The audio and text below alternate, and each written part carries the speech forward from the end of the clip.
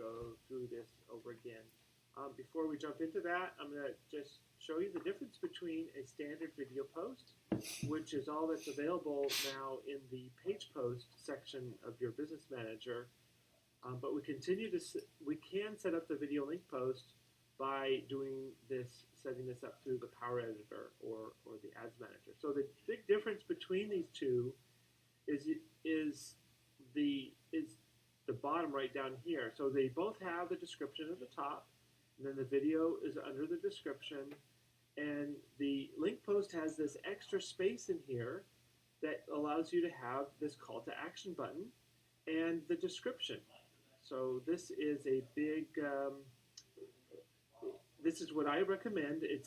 Gives you it takes up more space on the news feed, and there's more places for someone to click. So if they click down here, it takes them to your product on your store.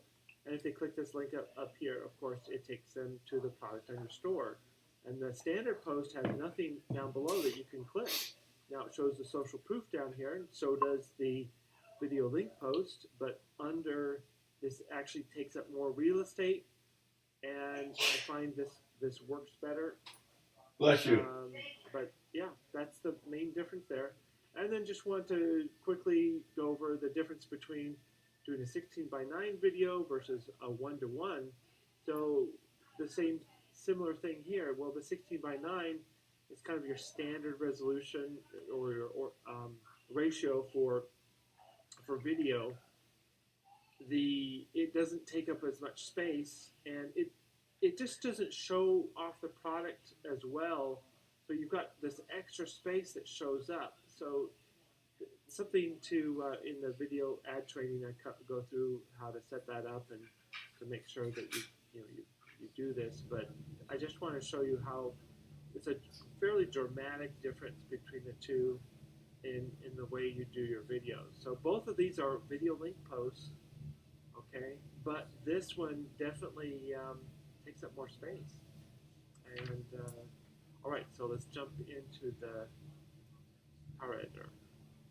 All right, so we're in the Power Editor, and this is the reason why we now need to do the video link post inside of the Power Editor or the Ads Manager, because the page post section, where we used to do it, is no longer available. So we only have the option of doing a picture link post or a standard video post. We cannot do the video link post in here anymore. So the way this works is we'll need to create the campaign, the ad set, and then actually create the post as part of the ad setup. So I'll just, so we've got to kind of do it in this order. So we're going to create the campaign, and so this I'm typically doing a conversions for website conversion. This is the Power Bank, and so I'm just, for the purposes of this demonstration, I'm just going to give everything the same name. This is the Power Bank, and then it's conversions, and so I'm just going to click create, and this time, let's see. So I don't in the campaign level, I don't set a campaign limit. I limit it in the ad set. So we're going to go into the now into the ad set, and then we'll edit this. I'm going to give this I'm going to edit placements, and I'm going to take out Audience Network. I'm going to remove Instagram, and in Facebook, I'm only going to do the newsfeed, right? And let's scroll down here.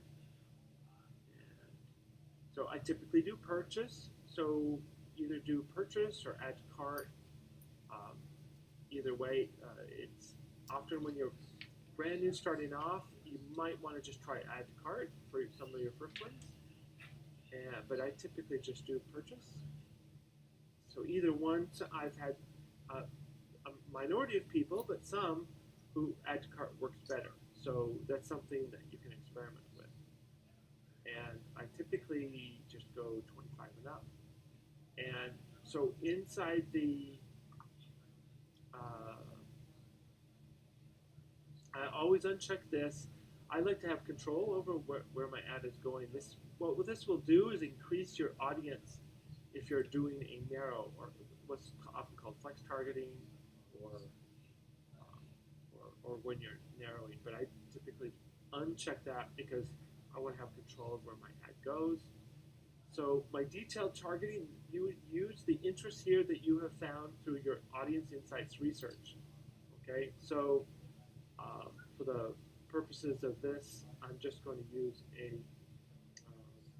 I've been targeting people that go hunting for this particular product. I'm just going to use one big, broad term here.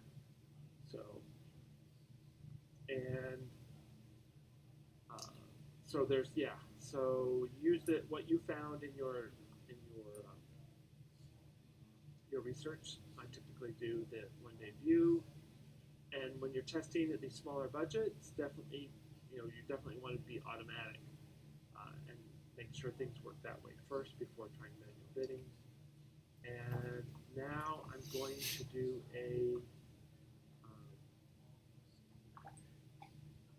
okay, next thing is to do, now I've got to actually create the ad.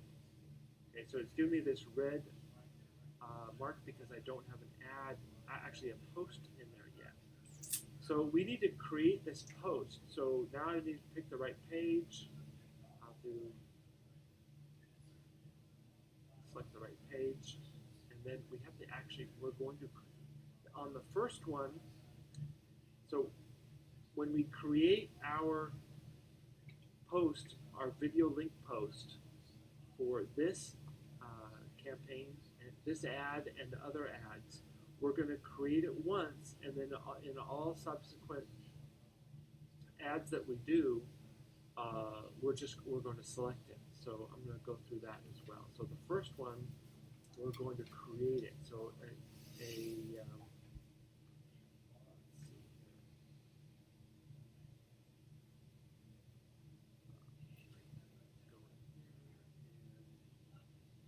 I like to do learn more.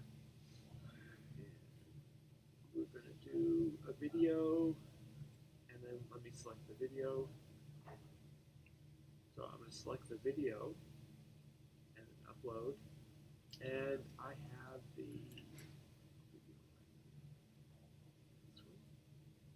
going to open that up. And there it's going to upload and then encode it. 45 seconds to render that or encode it. So once that's done, it'll have it automatically checked. I'm going to click select. All right, so now it's going to show us a preview in here. And now we need to fill in, I need to select the thumbnail. So I typically select a slide that has no text on it. So that one has no text. So the website URL is, I have everything all set here in a notepad. So I'm going to take this URL, and that's the one I'm going to use. Here, website URL, and then I'm going to put in the text. So the text from my notepad, I'm going to go back in here and paste that in here, so that all fills in. And then headline. The headline is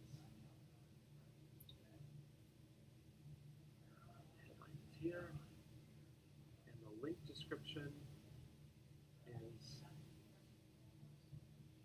just put in the domain name. You can put in the full URL, the domain name. There's do it either way. And display link. No, that's not. I put that in the wrong place. Okay, that goes. The display link is the domain or the URL, and the newsfeed link description.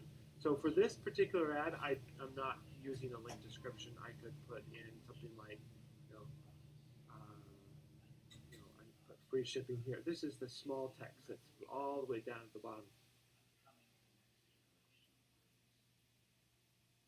Free shipping, fast.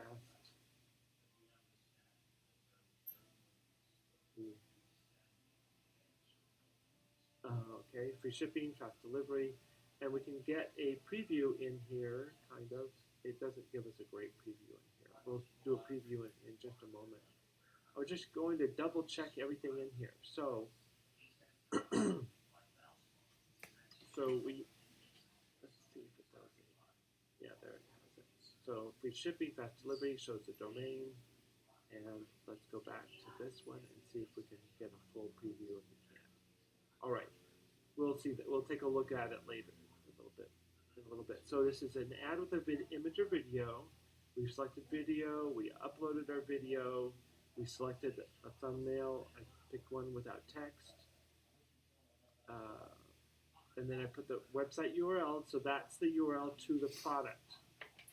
And in here, the display link can be the URL to the product or just the domain. This is something that Facebook, for a period of time, they were enforcing it, and it seems like they enforce it sometimes and sometimes they don't. I'm now just putting my domain in there, but you could put in this link or the domain, either one works. This is your description that shows up above the video. And the headline is the bold, large text that shows up below the video. And the newsfeed link description is what shows up. It's the small text below the headline. All right. And in URL parameters, if you have Google Analytics set up, then you'd set up your UTM would go inside of here. Make sure that the pixel is selected. If you have a new store, or you have a new account, then it's going to be red. But that's red or green, either way is fine. Green means that the pixels had traffic. Red means